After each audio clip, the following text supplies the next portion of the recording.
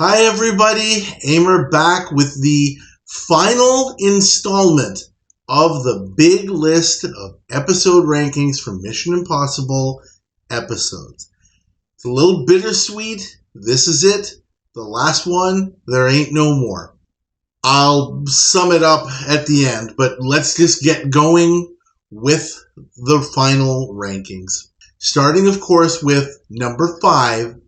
Season 5, Episode 3, The Innocent. The IMF must stop production of a deadly chemical being developed in a Middle East facility, but the mission goes awry and Barney's life is at risk after being exposed to the dehominant. This was, without question, my favorite review to do. The episode is written brilliantly by author Mark Norman as a deconstruction of sorts of the whole Mission Impossible ethos, questioning the whole premise of the show and the team in an entertaining way which stops short of completely tearing it apart, fortunately.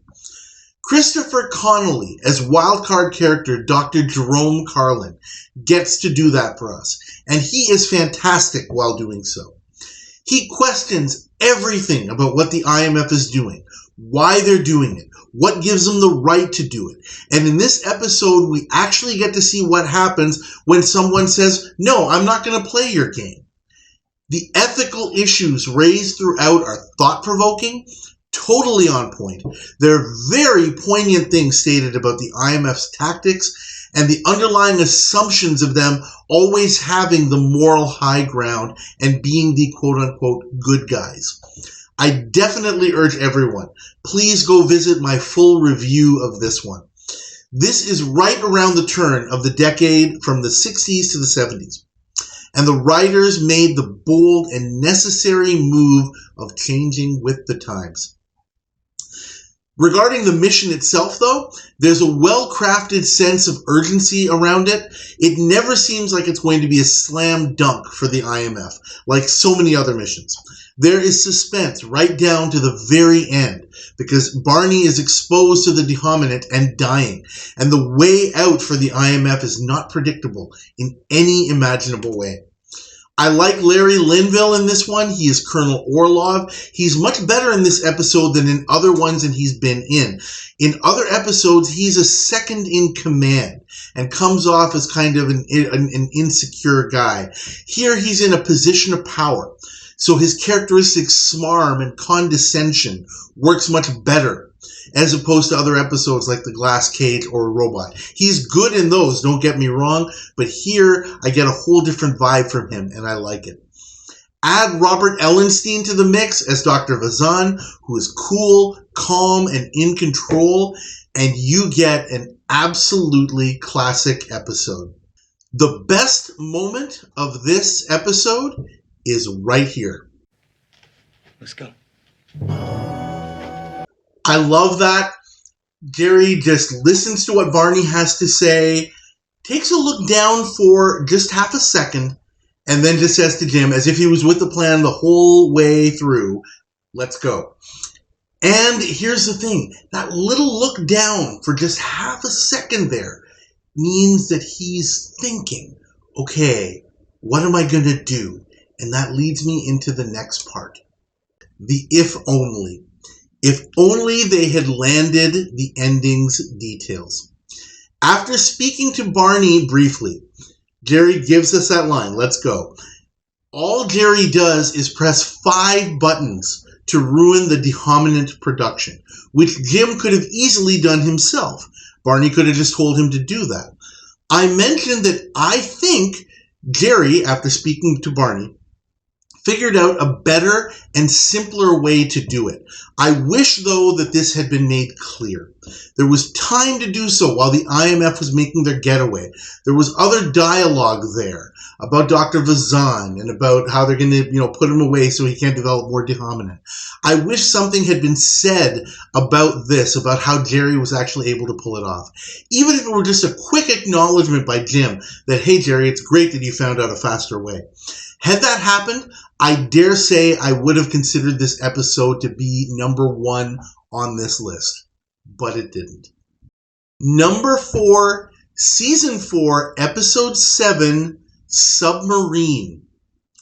Kruger Stellman is a Nazi war criminal who is about to be released from jail after serving his sentence, and he knows where a massive amount of stolen money from the war is kept. The IMF must get him to reveal the information, despite the fact that he's kept the secret for 25 years. It's really easy to overlook this one the first time you watch it and not appreciate it, because visually it's not flashy, but it is definitely a classic all around. Again, a perfect IMF premise. You have a target that is impossible to break. There is nothing you can offer him or do to him or threaten him with that will get him to give up the precious information that he knows. He's willing to go to his grave with it. Jim Phelps, find a way. And he does. It may sound corny, but this is the episode that I think about whenever in my day job or in my daily life I need to solve problems that look impossible. What would make someone do something that they would ordinarily never ever do and can't be motivated to do under normal circumstances? You have to figure out the one in a million circumstance that would work and then work backwards and fill in the blanks to get there. The reason this episode stands above other episodes that are similar in terms of what the IMF's overall goal is, in terms of maneuvering the mark into revealing information that they have, such as flight, the numbers game, even Operation Rogosh, is that those episodes take the mark against the grain of what they're trying to achieve. The IMF maneuvers their targets in those episodes and others into a situation where they're made to think or believe that everything has gone horribly wrong, and then they force them to make confessions in order to save themselves. In this one, it's the opposite. Everything goes horribly right for Stellman. He's rescued by his Nazi buddies, so he thinks, and realizes that he's being taken to receive a hero's welcome, which is exactly the most awesome thing he could have possibly hoped for, if only he can just make it to his destination. And it's such a subtle pennies from heaven plot, if you think about it, but it's completely driven by the mark himself. Unlike other such misdirections, because the IMF gives Stellman exactly what he wants. It's just that they're pulling a Kansas City shuffle on him, of course. The scenes in which Stellman is abducted from enemy custody are great. So is the footage aboard the submarine. Stephen McNally as Stellman is great. So is Ramon Bieri as Sardner, his interrogator. But frankly, the quality of the acting matters much less than the actual story itself. And this, like the next three, are absolutely fantastic stories. The best moment? Right here. You hear, Captain? Zurich National Bank. Double 7, 326. After keeping it secret for 25 years, we have Stellman screaming the account number to an apparently indifferent Jim. Just awesome. If only. It's kind of weird, a few of the things that happen in this episode. The path between Sardner's office and the prison is completely devoid of people, except the IMF, during the scene where the IMF nabs Stellman. There's no other pedestrians or other cars on the street. It's a little strange. It's also kind of weird that Stellman is simply allowed to hang around the submarine's control room, explicitly stated by Jim, who's in command of the submarine. He tells him, you can only be in your quarters or you can be in the control room. Everything else is off limits. And that seems to be the last place that you want anyone to be on a real submarine. They could touch something, they could do something that could cause some real damage. That was kind of silly, frankly. And if somehow, some way, this episode could have been done better visually instead of having the Paramount backlot feel. I mentioned that in some episodes, the minimalism kind of adds to the production. For whatever reason, I don't think that that's the case here. I realize that the story requires just a kind of dull and gray submarine set. Maybe the opening sequences could have been made better visually. Had there been, other people around or just something just to spice up the episode a little bit, I think that would have made it better. Number 3. Season 3, of course it's Season 3. Episode 13, The Mind of Stefan Miklos. The IMF must convince brilliant enemy intelligence official Stefan Miklos that false information that has been fed to double agent Walter Townsend is true, despite the interference of Townsend's rival George Simpson. I can watch this episode again and again and again. At the technical level, and I'm going to talk more about this, it is the finest hour of Mission Impossible, but technique is not everything. Okay? Just as with Submarine, the story is not everything. There's also the presentation as a whole to consider, and that's what I'm going to get to in a little bit. Steve Einert is presented perfectly in this one, in a suitable role for him as Stefan, the adversary to Jim Phelps. They are equals, and Jim knows it. Einert plays Stefan perfectly. His demeanor and mannerisms are completely unwavering throughout the entire episode, almost as if he was directed to have one look on his face and keep it that way for the entire week of filming. It's amazing how he's able to do that. It is virtually impossible, pun intended, to have a bad episode with Jason Evers, who plays Townsend, in it. He and Steve Einert are two of the guest stars that totally belong on this show. And to have both together in one episode is a real treat. Ed Asner as George Simpson doesn't get a lot of time on screen, but where he is there, he's also really good. The best thing about this episode is that it's not just the usual type of plot where the IMF just has to kind of stay one step, or sometimes multiple steps, ahead of the opposition. It's not a situation where the IMF gets to control the environment and tilt the playing field. That's not even possible. We don't have it where things just kind of seem to go and everything just goes as planned, because the IMF can predict everything that the opponent will do, almost like Batman does. Don't get me wrong. There are lots of good stories like that. The Submarine that I just talked about is one of them. Operation Rogosh is another. Are also fantastic stories. But this one is unique, just in the way that it is structured. It has everything that makes an episode great. Perhaps the best antagonist ever in terms of overall quality. One of the best examples of the power of 5, there's no doubt about that.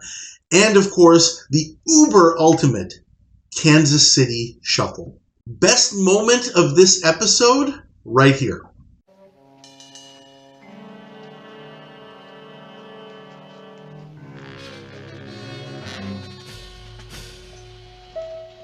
What a wonderful moment where we have Jim with the real George Simpson pass Stefan and his assistant in the hallway, and only Jim Phelps knows what's going on. None of them are the wiser.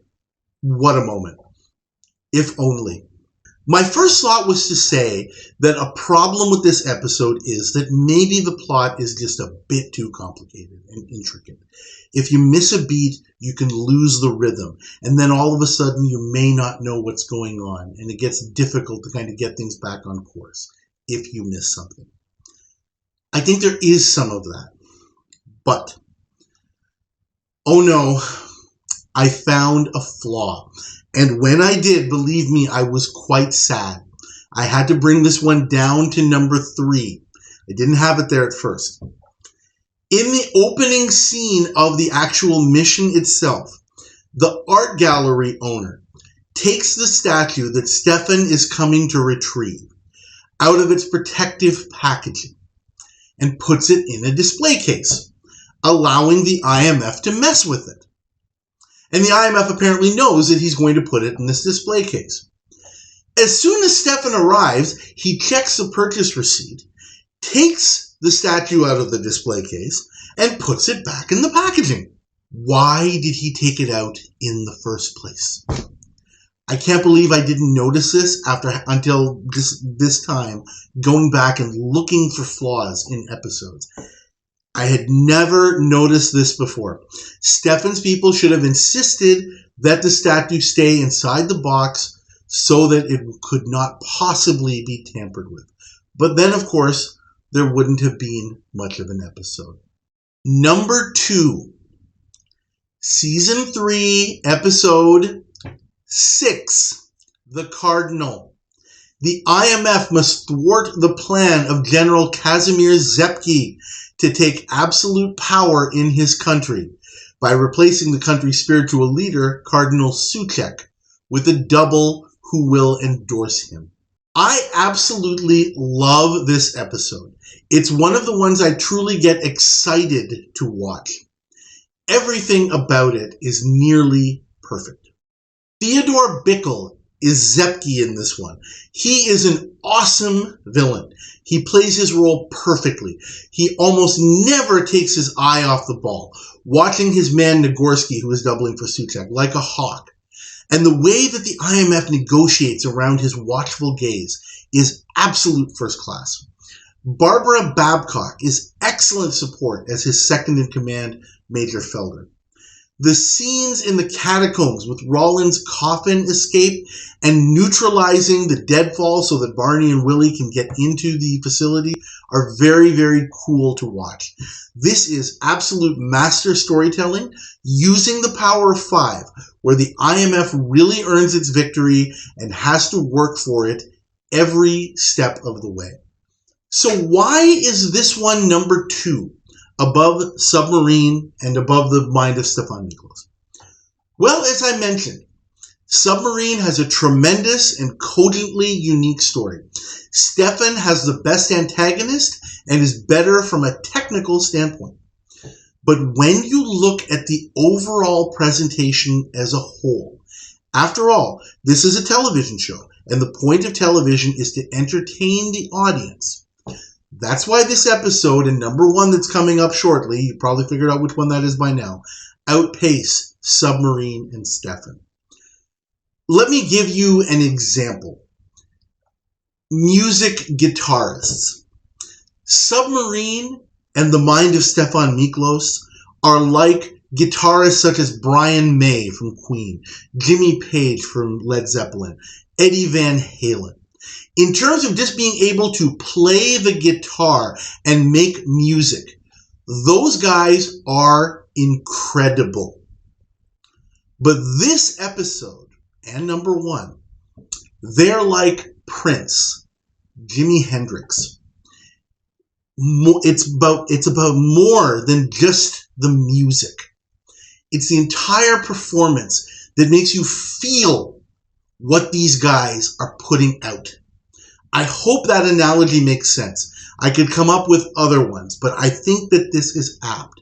This episode and number 1 have not just the steak, but the sizzle that really kind of sells it and gives it that extra oomph. And that makes a huge difference. Best moment? Yeah, it's got to be this one. Not Nagorsky. Nagorsky! Look!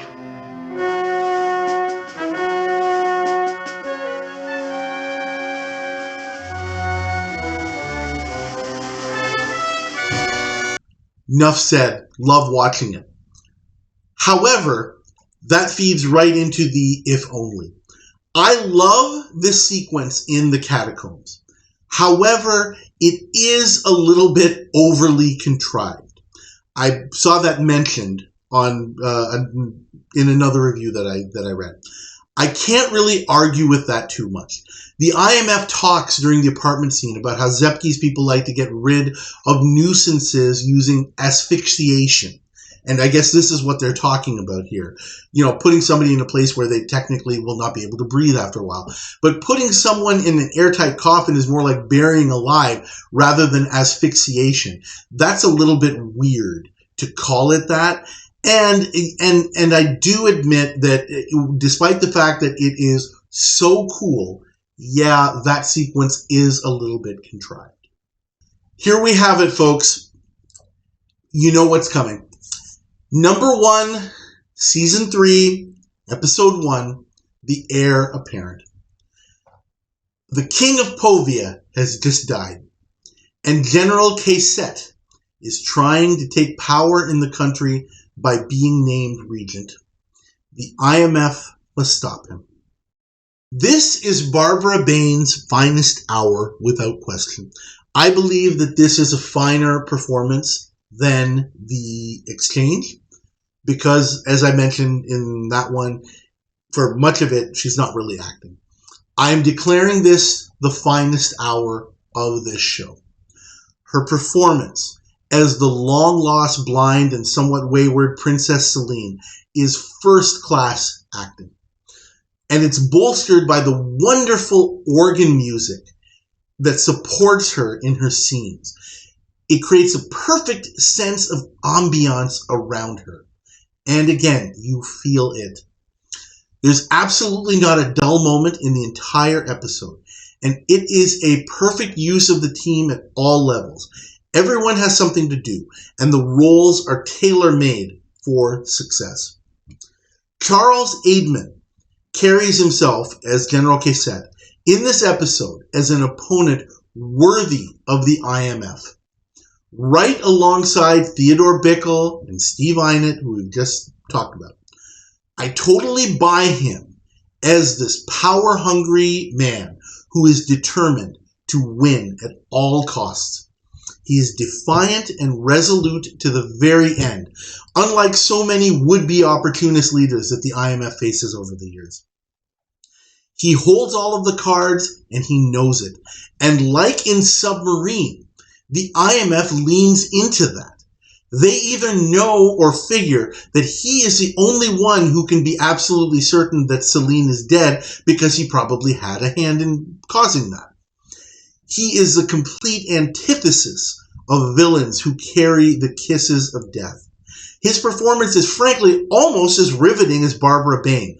They play off each other so well, and he is a complete opposite of a lame schmuck. Yeah, he got fooled, but he got fooled by the best. Is he smarter than Stefan Miklos? No, but he's top 5. Is he the most formidable villain? Debatable, but I'd also say that he's top 5. Is he the most entertaining villain? Several actors such as Albert Paulson, Roddy McDowell, and Ricardo Montalban and others would like to have a word with you about that. But I would put Aidman in the upper echelon of them as well.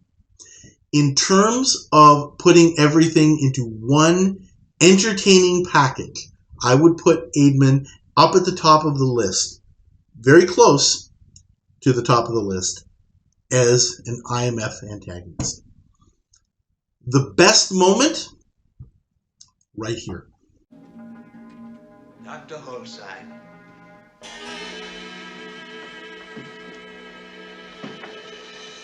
Where is he? Where is Dr. Holstein? I don't know any Dr. Holstein. Who are you? What are you doing here? Martin Landau is absent for a good part of this episode, while Barbara Bain gets to shine. But right there, he makes up for every minute he's gone. There is no if only for this one. I looked very hard for a flaw here, just as I did for the others. I found one in the mind of Stefan Miklos, which I was completely not expecting. This was not just a casual search. I looked for something, anything I could say that wasn't quite right about this episode. There just isn't anything wrong with it. And that's that. That's why this is number 1, plain and simple. Wow, this has been so much fun. Going through this process has been just as the whole, all of the videos that I've made about each individual episode. It's been a labor of love. I have enjoyed it so much. I truly hope that for the fans out there, you have enjoyed it enjoyed watching these videos as much as I have enjoyed making them. Please like this review video, as I've mentioned over and over and over again. Please subscribe to the channel if you haven't already. Please leave comments. I can see more and more comments coming as the list is coming to completion, and I really, really do appreciate that. And I'm going to take time and I'm going to respond to all of those comments. I definitely will. After giving things some thought, now that this has been completed, I mentioned before that I was going to kind of do some, best of lists, best of Peter Graves, best of Barbara Bain, that sort of thing. And I certainly do intend to do that. I figured that going through this process would help me, in that vein. And I definitely think it will, because all of the notes that I've made will help me come up with those. Before I do, though, I just have a hunkering inside me that I would really like to go and do the reviews for the Revival series. So that's my intent, to start that very, very, very soon. Thank you guys, as always, for watching. Please like the videos I mentioned. Please subscribe if you haven't already. Please leave your comments, as I mentioned. And I will see you very, very soon, and we'll start talking about the Revival. Thanks, and I will see you next time.